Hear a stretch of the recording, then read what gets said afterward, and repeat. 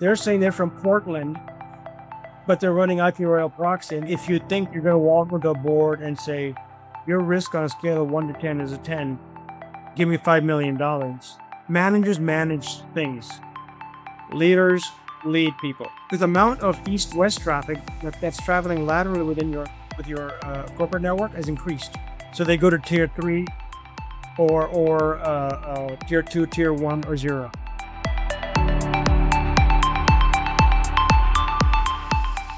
Well, hey everybody. Today I'm being joined by Georgeo Pulikkathara. He's the CIO and CISO at iMerit Technology. Georgeo, thanks so much for taking the time to visit with us.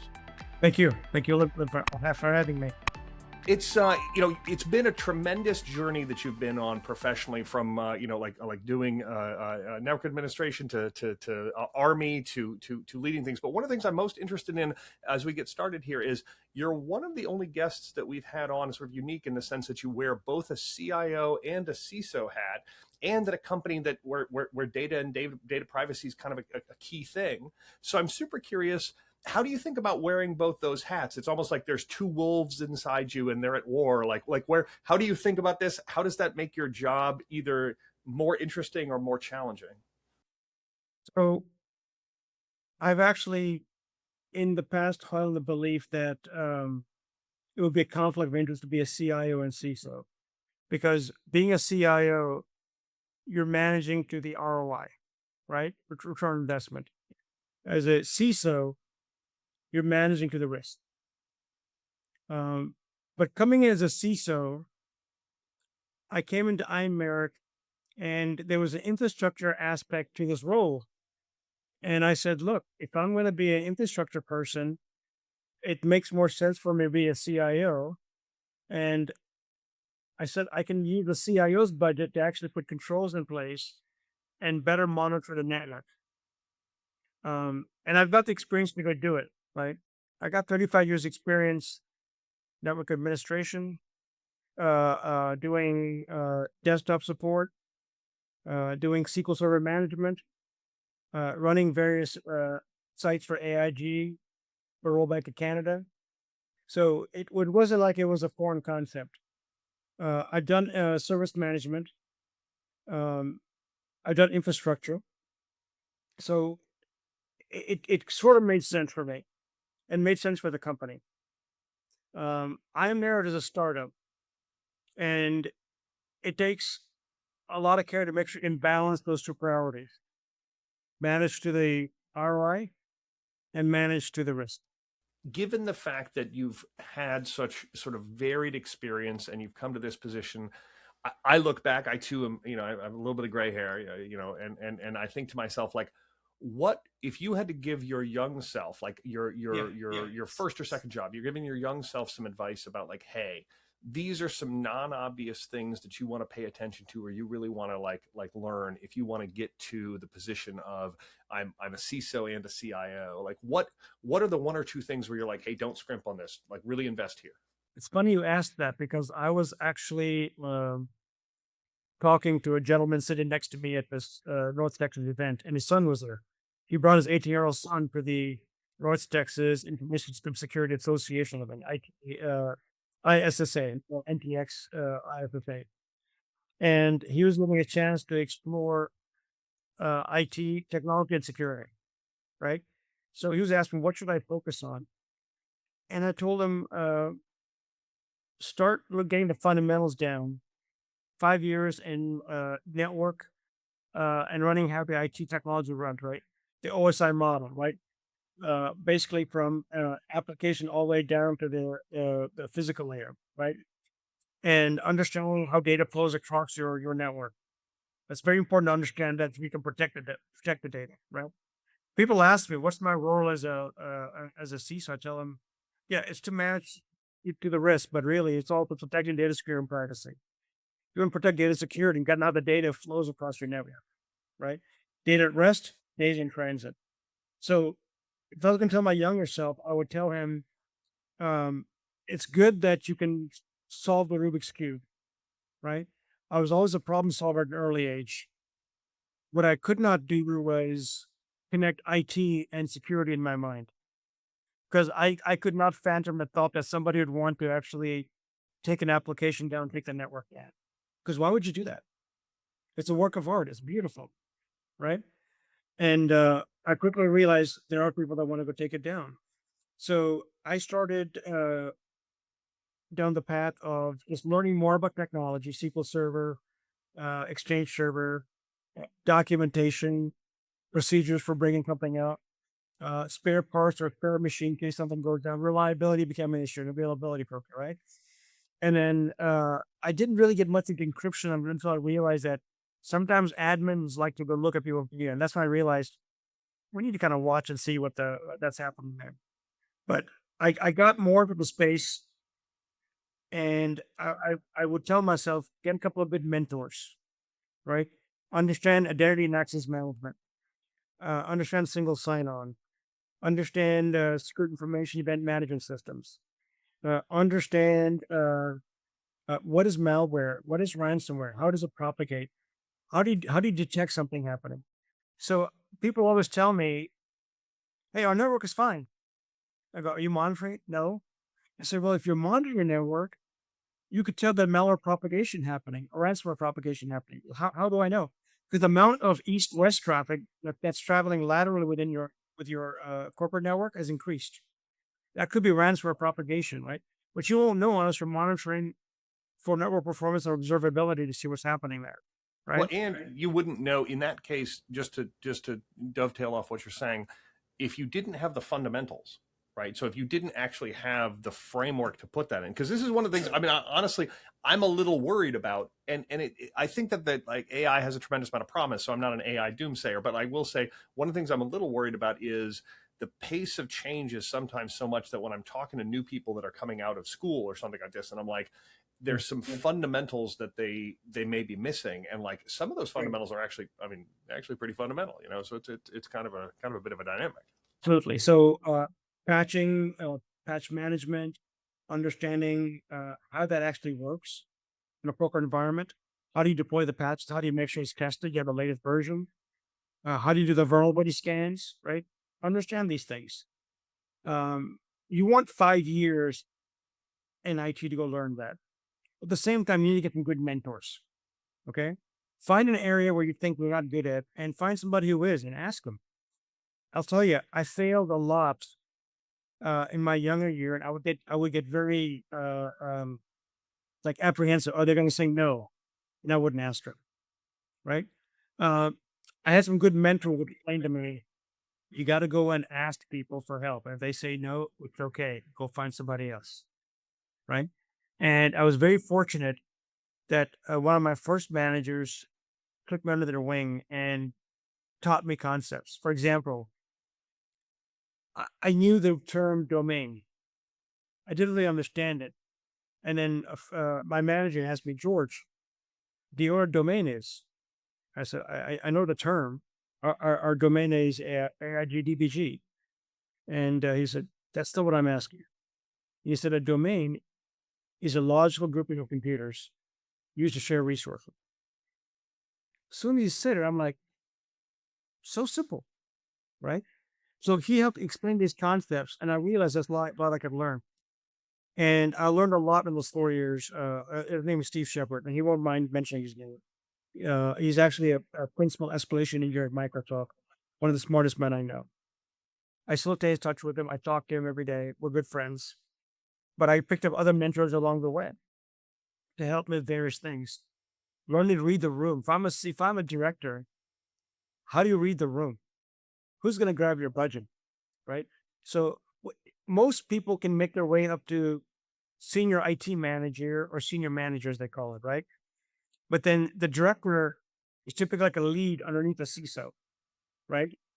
And that director has to look and figure out, is sitting at a table to solve a problem. You got to go look around that table and figure out, what does everybody want out of this? You can't assume altruistically that everybody's here to solve the same problem, right? And you got to listen and read between the lines. So I learned that. That helped me get to director. And he was right. I literally had my budget stolen under my feet at first year, right? Second year and third year, I did much better. right? Now the challenge was for the next 3 years, I didn't get promoted to VP. I literally was working as a deputy CISO, but they couldn't promote me because I wasn't a VP yet. So I was an informal deputy CISO in that role. And I would connect with folks and ask them, what do I need to do to go do this? And they would tell me, George, you got to learn incident response. George, you got to learn security operations. You got to learn more about compliance. I said, well, I know SOC 2 and Type 2. What about CCPA? What about GDPR?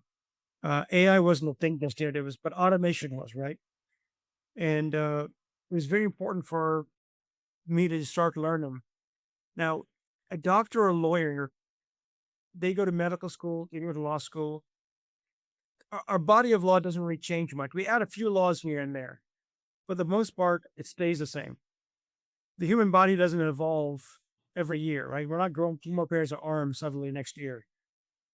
But in IT, the entire body of knowledge we have literally will disappear from us, right? Everybody's thinking, hey, I got that value experience at DOS 6.0 and DOS 3.0. I haven't touched it in years, right? So we have to stay on top of things. So if you're working in IT, you have to understand that to work in this field, you have to constantly stay on top of things. Every literally, I'd say 6 months. Most people say 18 months. It changes, but every 6 months, the knowledge and the version and the software running changes. So you have to stay on top of them. How do you do that? You go to Cybersecurity Summit. You go to local chapters of ISACA, ISC Square, North Texas, ISSA, and learn from the presenters present. Even better, go present yourself, right? When the Mercor breach happened, I spent a lot of time analyzing it, and I presented that not just to my internal folks and to my ELT, also presented that breach to my peers saying, I think these are the things we're looking at to make sure we can get this thing done. But the luckiest spot came for me, and I've failed a few times. Everybody sees the successes. Nobody sees my failures, right? So I had gotten a role in 2016 before I went to Accenture as a SOC manager. So I went up to the final interview and I met the CISO at Santander Consumer Bank. I passed all the hard questions about tabletops. I've done all those. And then he asked me one question. Where do you see yourself in 5 years? I looked him in the eye and I said, I'm going to be a CISO. He laughed so hard and he started crying. And then he refused to hire me. But guess what? I persevered. I learned all the things I set a plan for. I worked with my CISO at Accenture at Avanade, learned a lot, and I became a CISO in 5 years at Data Specs. Right? So you gotta persevere on this. It's not an easy path, right? When I was a private E1, I never even imagined I'd be an officer. When I became an officer, I never even imagined as a second I'd be a captain. When I became a captain, I said, this is the height of my career. I'm done here. Right. And then next thing I know, I made major, then lieutenant colonel. And I'll tell you, it seems like just one more rank. Right. But the leap from major lieutenant colonel is huge. The leap from lieutenant colonel to full bird colonel is even bigger. There's a lot you got to go learn. Do you think it's traditionally tough for CISOs who, like a lot of them come up through with the pure security lens? You're absolutely right, 100% risk focused, to take that step into ROI. And actually, one of the things that's been so impressive to me in all of the interviews we've done is that CIOs are really business executives. Like that they happen to run technology is almost ancillary to the fact that really what they are is they're business people, right? And so as you look at these sort of like, is there advice you would give CISOs who are looking to make a similar transition about things that they should learn or things that they should think about in their careers to pick up to make that transition easily? So before I took this role, I took a 4 or 5 month program at Southern Methodist University, SMU. They offer for CXOs, right? And one of the things I learned was that because you're in the C-suite, You can't hide behind, I'm a technical guy. You have to worry about budgets. You got to worry about ROI. You can't just say, here's a risk, give me money, right? Because at the end of the day, the business is there to go run a business and make money. You can't just say this is risky, so we're not going to go do it. So the CIO and the CISO are both C-suite, and you got to worry about budgets presented to the board, figuring out how to enable business, how do sales guides set up proof of concepts, how do you handle client data, how do you handle data retention, data management, and it's a CIO concern as well as a CISO concern. So as you're thinking about that, as you stepped into that role, did you end up working with the sales team to be like, let's understand your needs and make sure that you have the right answers to the things and this sort of stuff? Like, how do you think about your constituencies, and how did you get sort of steeped in what they needed so you could get them to you? What was your approach there? So I had a regular meeting with the head of sales every other week. But then every week I attend a sales and delivery call, right? And I listen to what the concerns are, whether it's a client saying that, hey, this network is too slow, at which point I turn to my guys and I say, I need to see what the traffic looks like in that delivery center, or I need to see what latency issues we're having that's coming to the ISP lines, right? Um, or from the workstation portion. Sometimes their applications may require more than a standard configuration we use at delivery centers. And if that's the case, we're ready to explore that and give them the hardware that they want. One of the things I find, just sort of like to frame the question, one of the things that I find a lot of times is like, people in technology roles are like, my job is technology, right? Like, I mean, you said it yourself. You're like, and there comes this moment when you kind of like, it's almost like you enter another zone where all of a sudden you perceive like, oh yeah, the technology, like that's important, but that's not the end thing.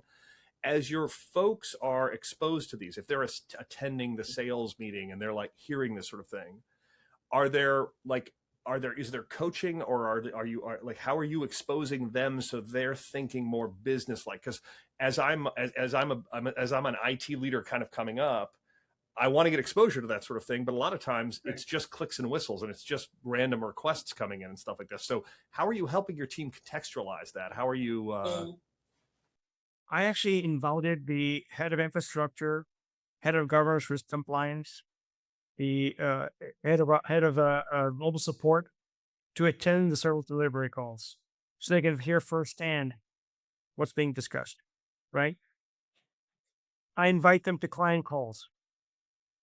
So when the client is talking to me as a CIO and CISO, and they're saying, "Hey George, for some reason our application is running very slow in that delivery center," so I turn to my infrastructure guy and say, "Hey, bring up our network monitoring tool. We run Zabbix, and show me what's going on with the traffic, right?" And one of the things that's easy to do is pull up the traffic, because we store like a year's worth of network traffic. Pull it up for that site and show that to the client, saying, "Look, this is our baseline traffic for the last 2-3 months. It's not that convoluted. We're not seeing any issues there." So that gives it the ability to basically triage and remove the network out of the equation. Now the question is it the workstation? Is it the packet size from the application? Is it something in the application that needs more memory? We can start doing a better job of triaging what the actual problem is, right? But by showing them the data we've gathered, we get more skin in the game, and we're also more engaged with them, and they see that, right? So my head of infrastructure now will come back and say, this is not just about saying my network's okay, that's your problem that will solve, which you never want to say to a client. Sure, yeah. So and in that case, I'm curious, as you're bringing people onto a call for the first time, I'm always looking for sort of these practical advice, because I always get a little worried, like, your first time on a customer call with a new technical person, are they going to shoot their mouth off at exactly the wrong time? That kind of thing. Do you coach folks before they come on the call? Do you practice? Do you have notions? How do you approach that? Yeah. So we actually have a back channel that we tell everybody to go monitor, whether it's Teams, Zoom, normally Gchat. We're a Google Workspace shop. We'll have a Google Chat back channel. We open up for all the people on our site, salespeople, sales, technical leads, our IT and security folks, all on there. So if somebody starts down a path that we want them to go, I'll say, okay, pull that back a little bit. Or somebody will say, should I bring up this solution? I'll say, no, hold off on that. Let's talk about this first solution, see what they think about that. Yeah. Right. Okay, that makes sense. But at the same time, the best thing we can do is listen to what they're saying, right? Understand their concerns. And what happens is, after a while, your folks realize that you can't just say, not my problem. You can't say, well, that works fine for me. It's got to be something on their side. Now the question becomes, what is going on? Why are they having a problem? How do we help them with this? Right. And pretty soon they become customer focused. That makes sense. So this is one of the things I'll say just from my own experience that is like you watch this switch flip in people where you're like, I'm going to keep asking questions, right? Because until I really understand what's going on and really I can represent your problem internally, I don't understand it well enough, this kind of thing. Versus a lot of times the early in career technical folks will be like, how fast can I get to a solution? Like how fast, like it's like what I know is the most important thing. And it's like, actually, no, what the customer knows is really the most important thing. Like we want to extract that as a general thing. So it's a super interesting thing. I'm also curious, educational background and stuff like this. So you already were walking in with a bit of this, but like walking into the C-suite, actual business, thinking about ROI and stuff like this, were there specific things that were helpful for you to already know? If I was a CISO coming up the ranks and I was going to, figure out some stuff, are there some specific business things I should really go focus on to make sure that I'm like understanding the language going on with the rest of the C-suite? Yeah, understand budgeting forecasting, right? Budgeting is not complicated. You can basically make one out of a spreadsheet. You got month by month, you got line items down by the rows, and each month you got a forecast, you got an actual goal. Most companies use some form of a accounts payable to track expenses and come back and pay. See what your actual expense looks like, right?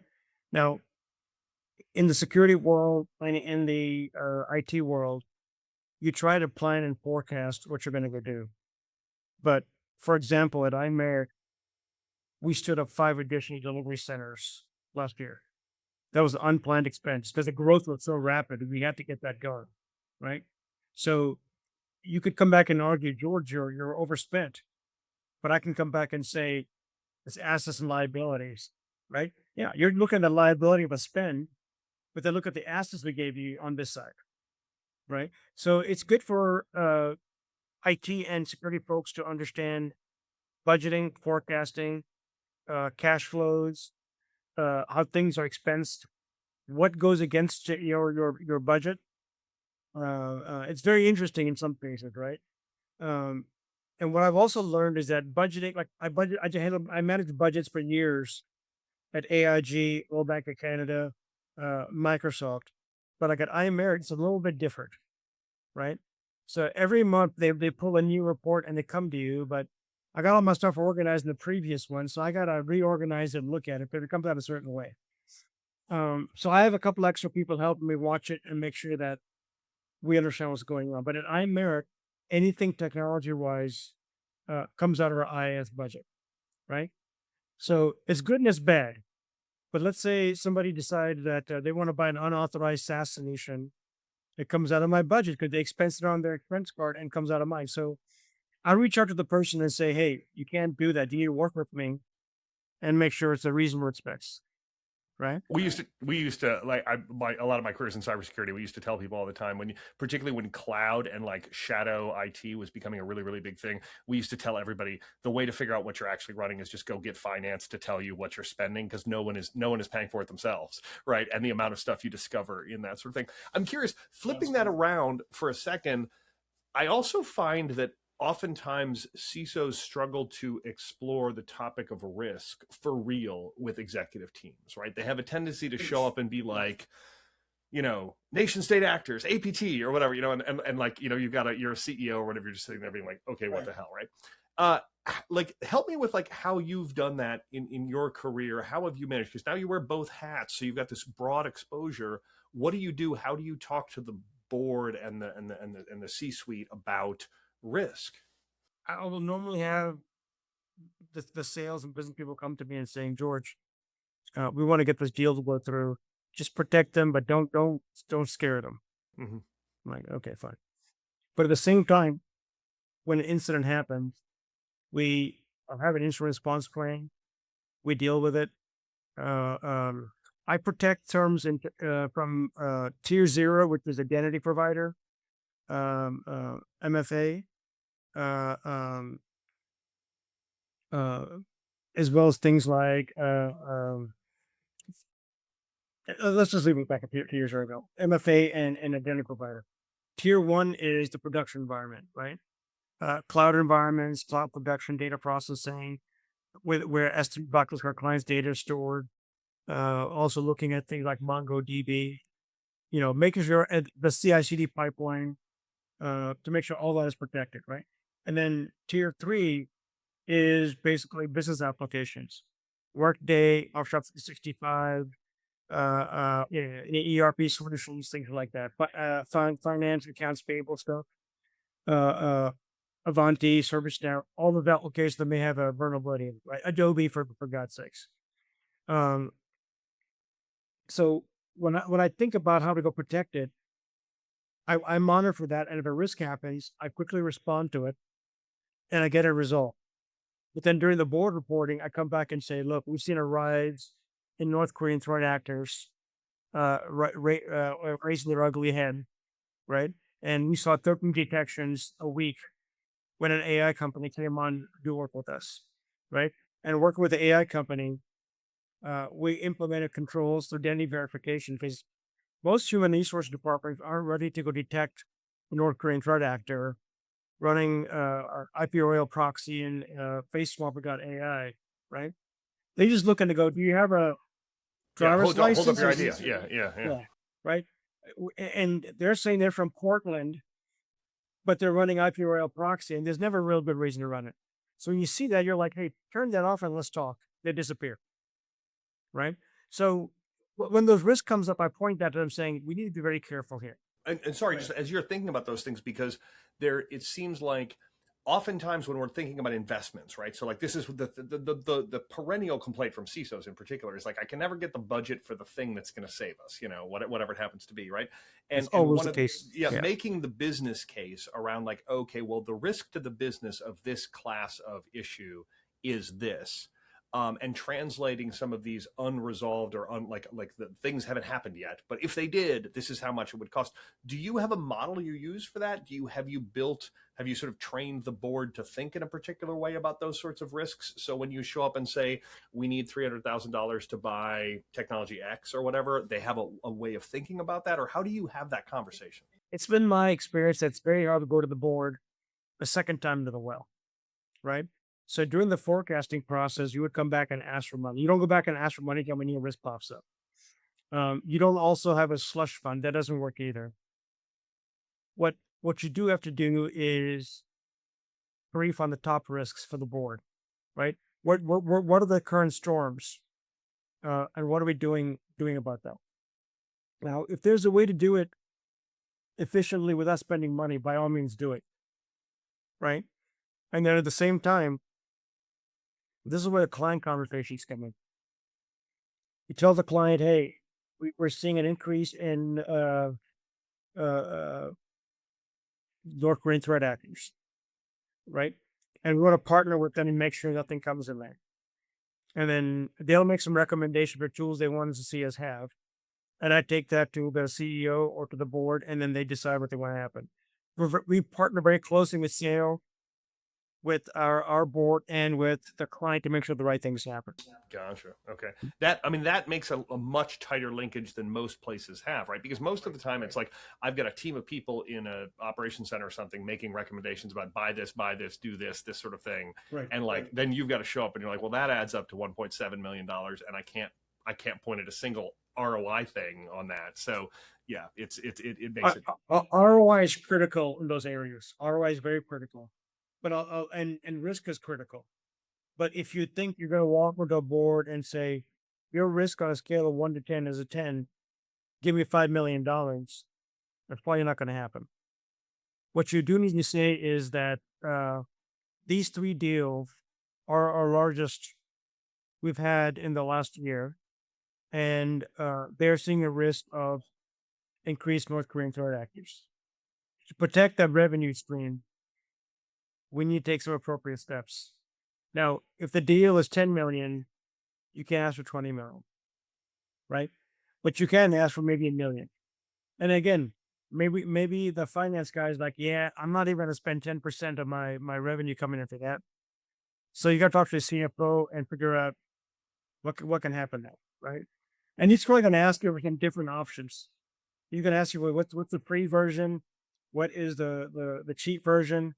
And what is the popular version or the one that most people use? Which doesn't mean we're going to automatically use, right?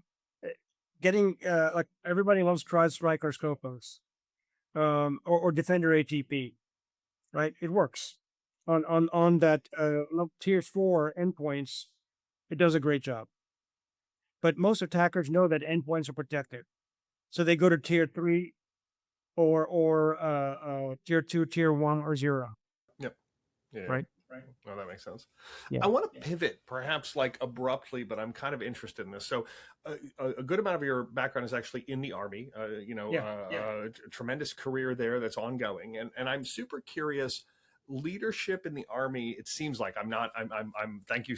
By the way, thank you for your service. I myself have not served, but I am super curious. Leadership in the Army seems to be a very sort of a specific beast, right?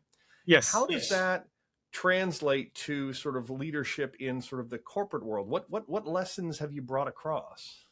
So, a couple of books that I'm a huge big fan of. Jocko Willink. Oh yeah, extreme ownership. Sure. Extreme Yeah, ownership. 100%. Yeah. Another one is Mike at the Hori, trust-based relationship. So one of the things Mike talks about is managers manage things, leaders lead people, right?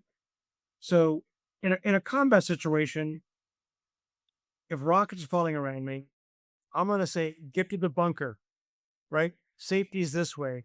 Or we have literally artillery falling in our position. I'm going to call clock and distance, 3 o'clock, 400 meters, move now. Okay. If there's no rockets falling, I'm going to take a softer approach. I'm going to say, hey guys, our client wants to get better machines in this process, improve the network. And I've asked them for their input. What do you guys think? How can we do this?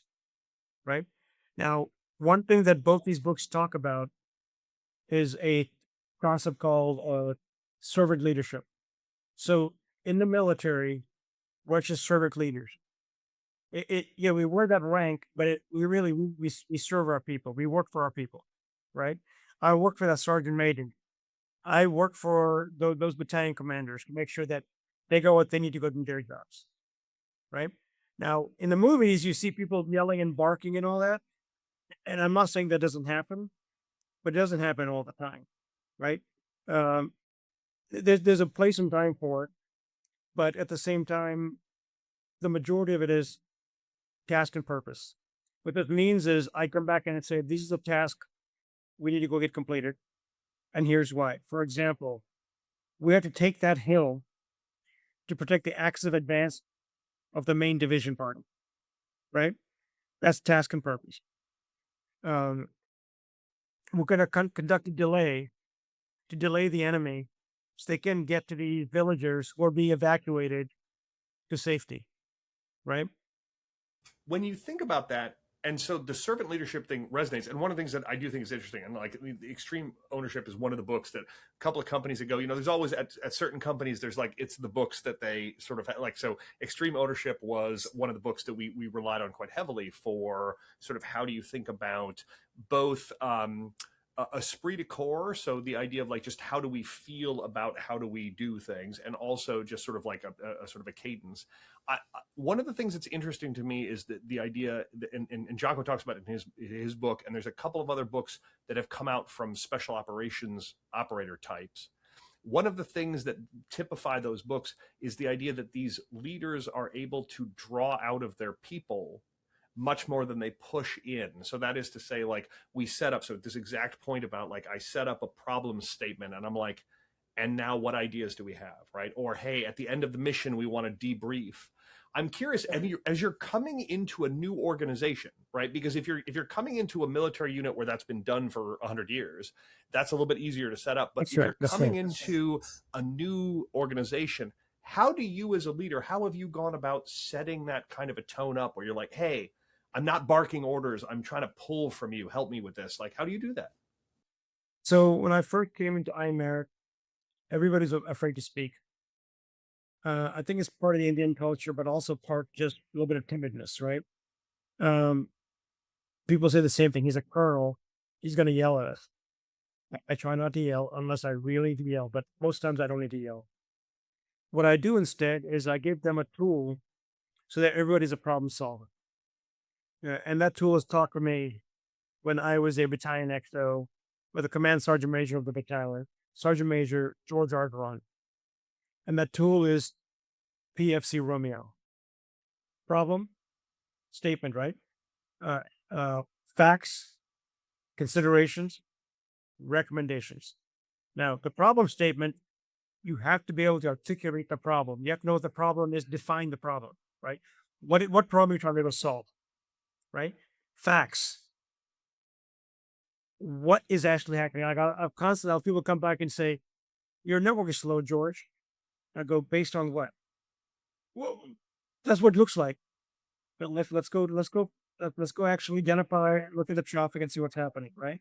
But facts are pure, unadulterated facts. They're objective. They're not subjective. Okay. Then you've got considerations. This is political, emotional, it's subjective.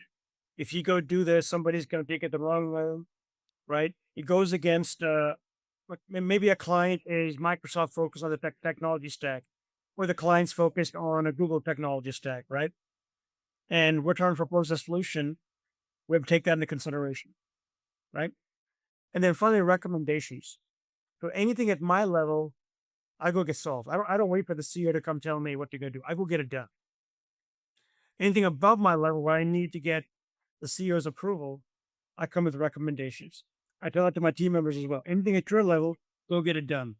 Anything above your level, come to me with the PFC Romeo, and that's what we need to go do. So not everybody becomes a problem solver. That's awesome. Okay, it's a great framework. One of the things, so having done a relatively long career in cybersecurity, one of the things that always happens is like we're dealing with incidents and things like this. And I remember spending a good amount of time with some teams working on like, this is how you're going to communicate up, and this is how you communicate out, because of exactly this kind of thing, which is like the people above you in this organization during a crisis need very specific things. They don't need all the things. They need very specific things, right? And so you're going to give them to them in the right framework. And the same thing's absolutely true when you think about enabling a leader to make a decision. I'll say, like, from my perspective, the worst meetings I have are the ones where I show up and I'm like, I don't actually know why I'm here. I know something bad has probably happened, or is about to happen, and somebody needs me to make a decision. And we're going to spend a wandering 45 minutes discussing it before at the end of it, they lob me this dead fish and you go like, oh, thanks so much. But when people show up and go, here's the bluff, here's what's going on, that sort of thing. So I might actually steal the PFC Romeo. That is it works great. So it makes it easy for me to go to my CEO and say, here's a couple of recommendations for you to consider. 2 viable ones, not just one good one, one bad one, right? And then the other thing that I've also learned is if I'm presenting to the board, if I'm meeting with the client, it's preparation. If you know you're going to defend your position in a firefight, you're going to have foxholes dug. You're going to have your ammo stacked, sandbags properly stacked, 2 sandbags deep. You're going to make sure that your weapon is clean, all of that, right? Prepare your foxhole, prepare your fighting position. Same thing with cybersecurity. make sure you're prepared. Your SIM is up and running. You're able to monitor everything from the barriers I talked about, like identity provider, production, business application, and endpoints. I think before I said four tiers plus zero, it's really zero plus three tiers. So sorry about that. So tier three is endpoints. But my point being is the preparation is key to that, right? And then once you're prepared and you know what you're doing, you practice and rehearse, right? Someone like me, I know automatically in a natural context, I will talk very fast. But when I'm presenting, I slow down, right? So I time myself to make sure I'm staying with a certain tempo, right? I take time to pause, rhythmic pause, smile, deep breath, and just keep going, right? But things like that matter a huge lot and that's from a military perspective. I learned to prepare, prepare, prepare. One of the things, just again, going back to cybersecurity experience for a second is sort of a touchstone, but it's true in IT as well. One of the things that I've noticed is that part of that preparation is actually sitting down and knowing the tools that you rarely use in a way that you're going to have to use them, right? So, like one of the things that I used to tell teams all the time is like, okay, assume the balloon goes up. Assume for a second that the worst happens. Do you know what's going to happen next? Like a great example is I worked at this one place and we had, like operations centers around the world and everything was wonderful. And then one of our operation centers just got cut off. We had like multiple internet connections. We ended up losing them both because power went out in a place local to us. And we were like, okay, cool. Well, somebody needs to call IT and figure out what we're going to do. And we realized that no one knew IT's phone number because we always got in touch with them over the internet.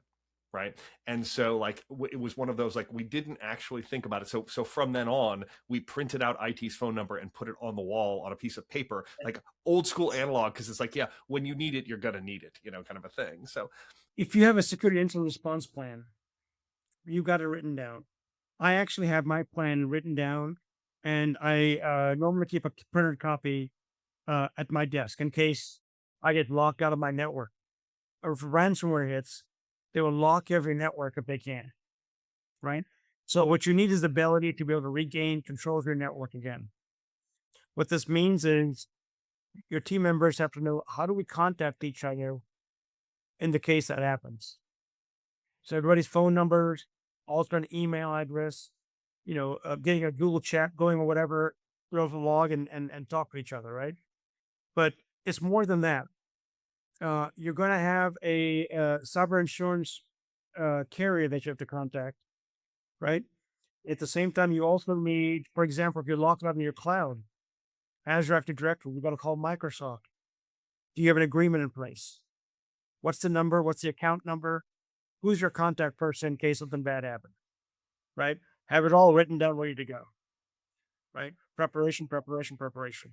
And I'd imagine, and we're gonna have to tail off, but I imagine the parallel there, because as you were talking, one of the things that became clear to me was this idea that like, okay, from an IC and the skills you have to learn there, and then you're at the director table and you're like, all of a sudden I have to learn something about organizational dynamics and like stakeholder management and things like this, because my tool set, my problem space is different, and now I'm all of a sudden going to have to at the VP level, I'm doing a different set of things, and when I go to the C level, and this is one of those things that's been a kind of a constant theme there, is sort of like each level, different problems, different actual things you're doing, and different skills you got to pick up, right? Different new skills. The old ones won't go away. So people keep saying, "Oh, you're a CISO, you don't need to be technical." I go, I do need to be technical. Or you're a CIO, you don't need to be technical. Yeah, I do. I need to understand what the problem set is, right? Those skills don't go away. Well, George, I want to say thank you so much for visiting with us. I really appreciate the time. It's a fascinating conversation. Great book recommendations. I'm going to get the second one. I don't have that one, but I do have the Extreme Ownership. Thank you so much for taking the time.